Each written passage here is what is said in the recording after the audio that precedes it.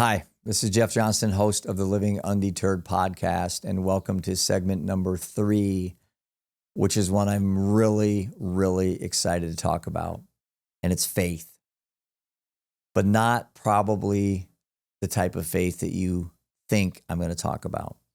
So let's go back and revisit where we've come to get to this point. So the first segment, which you haven't watched, again, I would suggest you go back and catch these prior to this third one, because that set the table for today's conversation.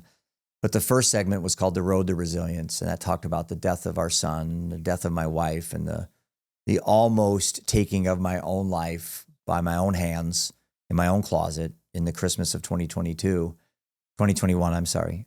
And that segued into, well, that built the foundation for my purpose and my why, but it went into like the idea behind the app, kind of what was going through my mind when I decided to build this thing called Brighton mental wellness planning app, and what were my core tenets of philosophy, like how to improve human flourishing. And it was health, wealth, and purpose. Those are the 3 tenets. So we have the road to resilience, and we have the intersection of health, wealth, and purpose. And now today I'm just so excited and happy to talk to you about faith, about morality and ethics, and about doing good, something that's way overdue today. So let's start first with what I think faith is.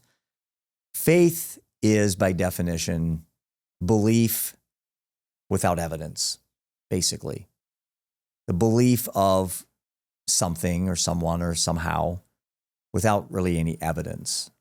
Whereas hope, it's another word used a lot, is a desire for something to happen.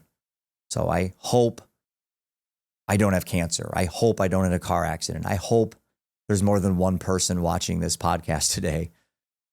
Faith, though, is a whole different term. And I'm going to go back to my high school days and tell you kind of where I come from. So I grew up in a house where we didn't have religion in a context of, say, Catholicism or being a Catholic or whatever. My parents were very open-minded. My dad's a doctor, very pragmatic. My mom was a loving, caring, probably the most loving human being I've ever met in my life. Always allowed me to just pursue whatever my mind allowed me to understand.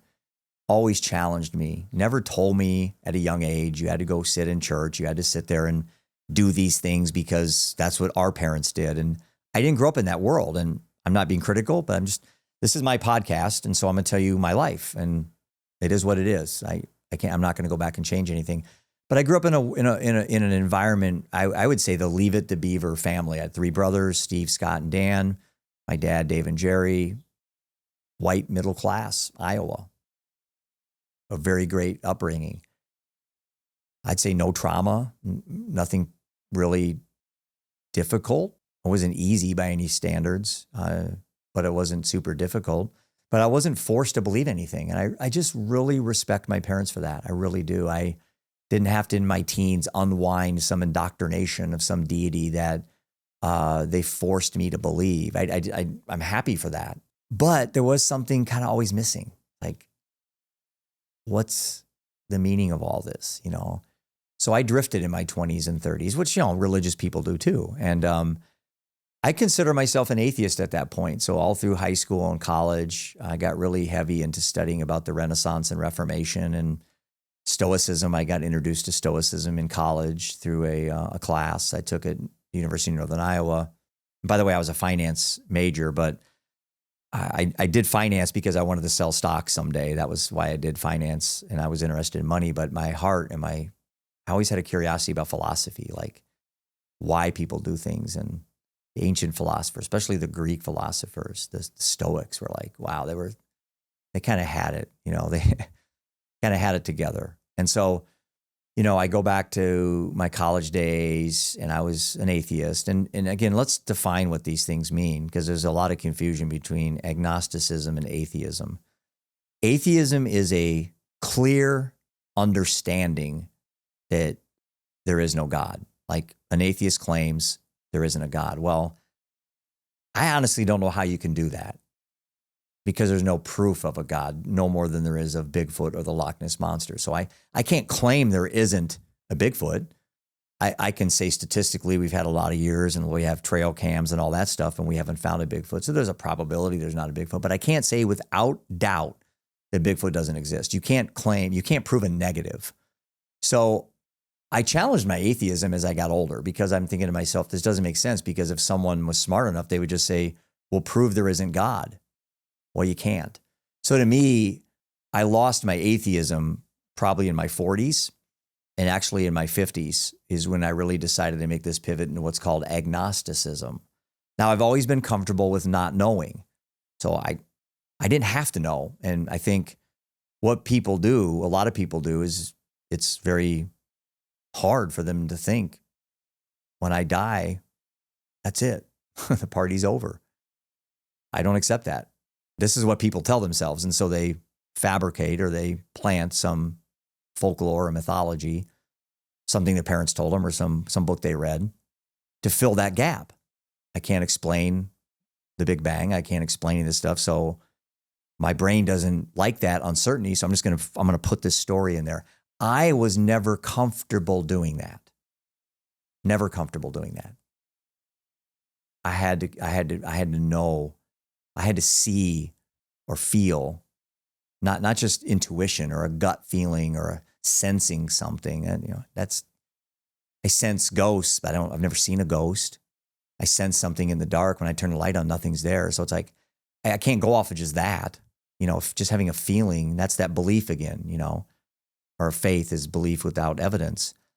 And so I was confused, I guess. And then, Seth dies, Prudence dies, and I get kind of thrown in this whirlwind of like, what's the meaning of all this? Is this just some random luck of some molecules and atoms? And here we are, I'm sitting here in Storyline Multimedia Studios doing a podcast. Or is there some intentional design by some creator that basically said, all right, I'm going to make you humans and we'll make you, born with original sin and give you free will. But if you don't do things the right way, I'm going to punish you. And I'm like, I never accepted that either. It's like, why would I have the ability to do these things or even given the ability not to believe in a deity, but then get punished? And then if I just decide at the last minute to repent and accept, Jesus as my savior, then I'd be okay. Again, I wasn't comfortable with that. I have to laugh because I still am not comfortable with that. I'm not. And those that are strong, most of my friends are very strong believers, by the way, and we have an unbelievable, healthy relationship, and they respect me. I respect them. Shouldn't preclude you from just being a good person. But I struggled a lot, and I made that shift from atheism to agnosticism, which simply is, here's my definition of agnosticism. Okay, I don't know what's going on. I'm not smart enough to claim I know what's going on. I'm certainly not going to believe somebody telling me what's going on. I want to see it with my own eyes. I want to see it. And that's what agnosticism is. I'm willing to accept the possibility that there's something behind all this. I just need to see the evidence. I don't know why that's a hard ask, but it is in today's society because you're supposed to have faith. Don't believe in something that you can't, there's no evidence.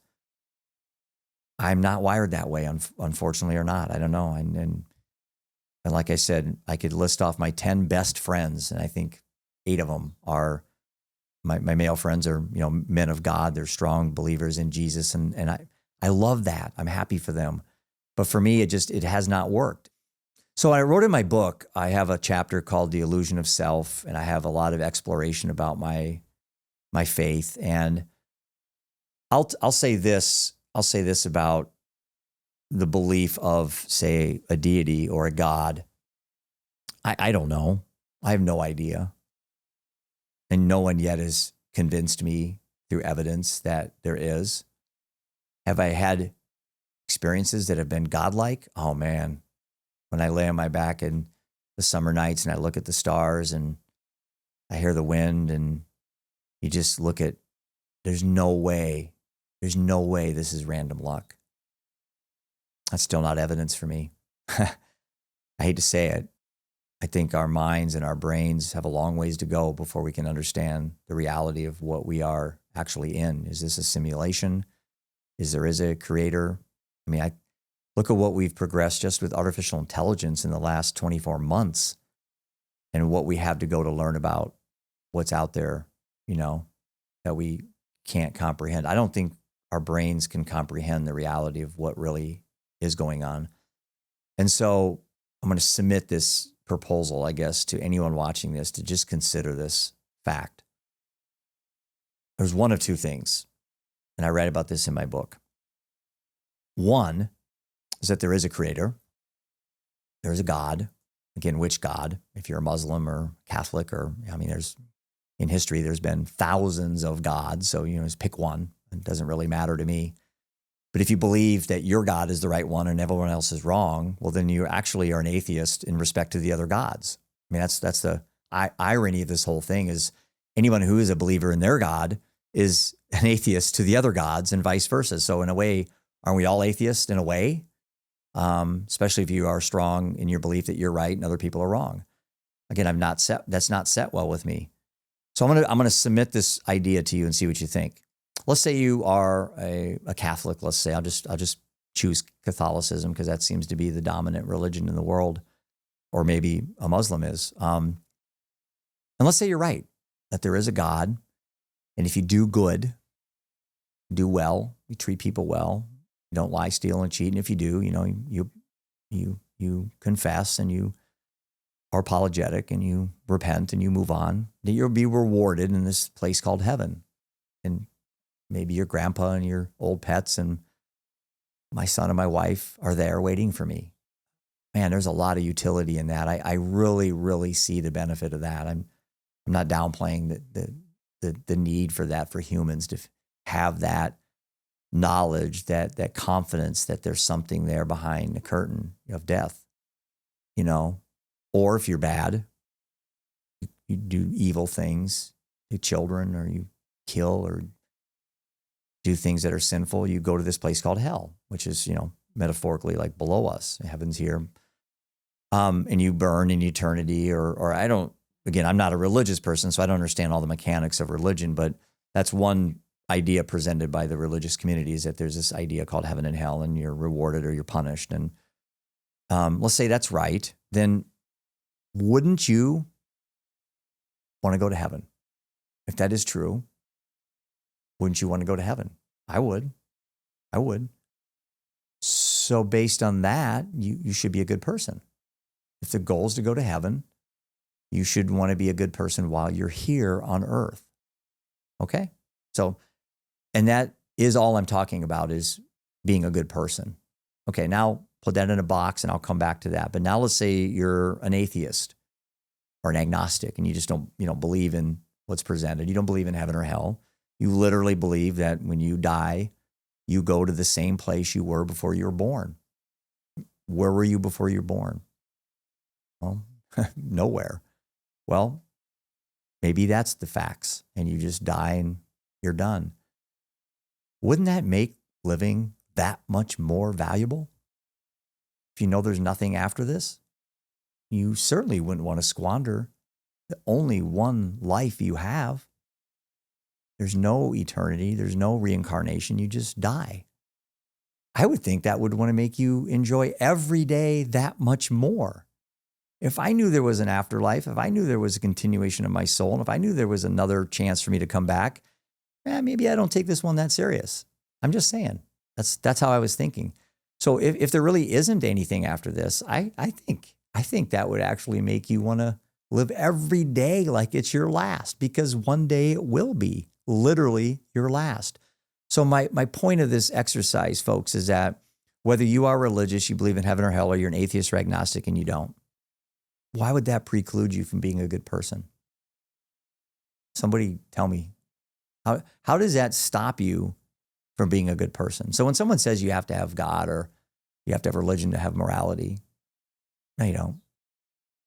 I'm living proof of that. I think I'm a pretty moral person. Do I make mistakes? Have I sinned? Yeah. Makes us human. I mean, AI at this point can't sin. They're not human. So that's my philosophical debate with myself, or my journey I'm on. Am I open to the idea? Absolutely. I mean, one of my favorite books, and I brought this with me today, is Marcus Aurelius' Meditations. And it's a great book. Marcus Aurelius was one of the most well-known Stoics. The Stoic philosophers were a Greek philosophy many, many thousands of years ago. And there's a renaissance of the Stoic philosophy. I think the most selling book on the planet the last 5 years has been Ryan Holiday's book about Stoicism. And so there's, again, I think a utility for people that are agnostic and atheist to try to find meaning and purpose in their life. And what I'm telling people is this: I don't care what you believe in. I care how you treat other people. That's the hill I'll die on. That's the people I've surrounded myself around. Nobody's asked me before they invested in our app. Nobody's asked me before they signed a contract to have Brighton in their school or in their employer's employee benefit package what my religious affiliation was. What they're concerned about is how I treat people. And I think that is the most important thing. Our fellow man, our fellow human, and then not just people, but your connection to the universe, your connection to plants and animals. And, even though I hate spiders, I don't like killing them. They have families. They have feelings. And it's like, I never used to feel that way. And through death, I've become a much better person. And my faith that everything will take care of itself is as strong as it's ever been. And my faith that people can do better is never as strong as it's ever been. And my faith that I've surrounded myself around some unbelievable people has been so reinforced lately, especially with my own mental wellness struggles, which I share quite frequently because I think it's important, especially as a 59-year-old male, that being vulnerable is a strength. It's a superpower. I know when I see a post of somebody crying and sharing their pain, I just want to reach out and hug them. I don't feel envy and jealousy and all the other stuff that you see on other social media posts.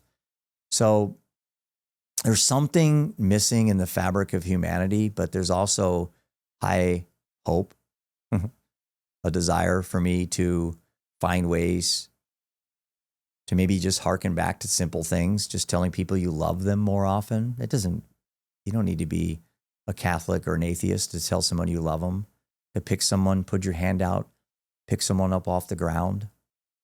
Doesn't matter if you're MAGA or you're Democrat or liberal or woke or gay, transgender. Who cares? Who cares? And I think we miss that today. We miss that.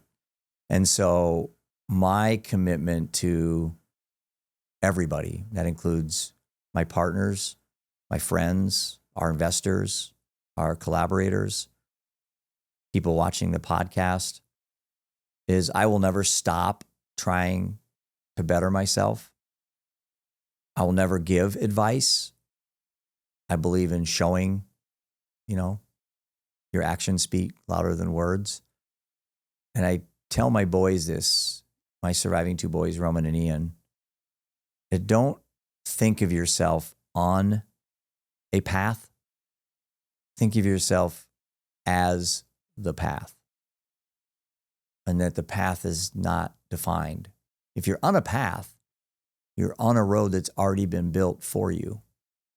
And I don't like to look at life that way. I like to look at every day I'm putting bricks in this road, and here's a fork, and do I go left or do I go right? It's not right or wrong. It's just left or right. And if I go right and it's not going the right way, well, then there's another fork and there's another fork. So you're never at a dead end ever in your entire lifetime. You always have forks in the road, always have a decision. Even if you're an alcoholic and you fall off the wagon, well, now you're back to have a choice.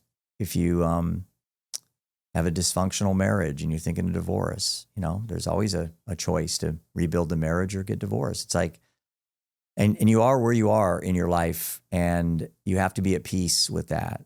I look at my life the last few years, and it'd be so easy for me to say, man, I just could have taken what I had and just rode off on my horse and got comfortable and bought a second house and golfed every day. And it was just something telling me that's no way to live. That's a way to die. That's how you start really the end, as far as I was concerned. And so I think for anyone watching this, to kind of tie this up, the 3 segments that we talked about, I think it's really important that whether or not your faith is in a God or your faith is in humanity, or you have no faith, but you have hope, there's always better days ahead. And there's always an opportunity for you to do good, to help other people. And it's not at your expense, unless your mental health suffering, and then you need to take some time to work on yourself, which I have done.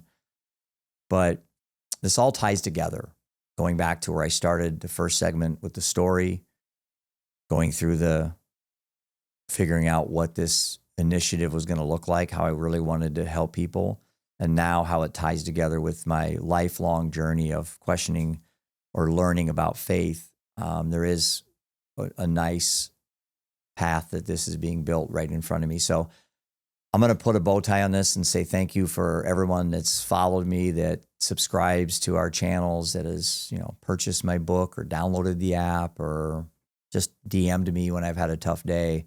I appreciate all your support. I will pay it forward for you. I think as much as collateral damage can bring down a family like it did in ours, paying it forward can have that ripple impact throughout humanity. And so this is my contribution, and each one of you today, just try to do something nice to something. It doesn't have to be a person. Maybe it's your cat, maybe it's your dog, maybe it's your neighbor, whatever. And if we all did that just a couple times a day, think of the impact that would have on society. And again, it doesn't cost anything to do that. And it's in abundance. So thank you very much. I appreciate this. I've really enjoyed doing a solo podcast. I'll plan on doing one later with more updates. So if you have any questions, my email is jeff@brightenapp.com. I do respond to almost every request if someone reaches out to me. I do speak about these topics as well. So if you're interested in hiring me to come talk to your school or your business, I have a number of different topics I can discuss.